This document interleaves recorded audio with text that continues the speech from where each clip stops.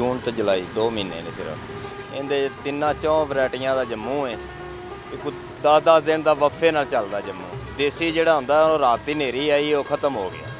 ਅੱਗੋਂ ਹੁਣ ਪਹਾੜੀ ਰਾਹ ਹੈ ਉਹ ਚੱਲ ਰਿਹਾ। ਪਹਿਲੇ ਬਾਂਸ ਲਿਆਈਦੇ ਨੇ, ਬਾਂਸ ਲਿਆ ਕੇ ਉਹਦੀ ਸੀੜੀ ਬਣਾਉਣੀ, ਉਹਦਾ ਝੋਲਾ ਜਿਹਾ ਪਾਉਣਾ ਤੇ ਉੱਤੇ ਤੋੜਨੇ ਨੇ, ਰੱਸੇ ਬੰਨੀ ਦੇ ਨੇ, ਕੋਈ ਗਿਰੇ ਨਾ ਉਹਦੇ। ਫਿਰ ਫਾਜ਼ਲ ਵਾਸਤੇ ਇੱਕ ਬੰਦਾ ਥੱਲੇ ਛੱਡਣਾ, ਫਿਰ ਉਹਨਾਂ ਤੋੜਨੇ ਨੇ, ਬਾਹਰ ਦੇਣੇ ਨੇ, ਅੱਡੇ 'ਤੇ ਤੋਲ ਕੇ ਦੇਣੇ ਨੇ ਧੜੀਆਂ ਨਾਲ। ਉਹਨਾਂ ਨੇ ਸੇਲ ਦੇਣੀ। ਅੱਧ ਉਹਨਾਂ ਤੋੜਨ ਵਾਲਿਆਂ ਦਾ ਹੁੰਦਾ, ਅੱਧ ਠੇਕੇਦਾਰਾਂ ਦਾ ਹੁੰਦਾ ਹੈ।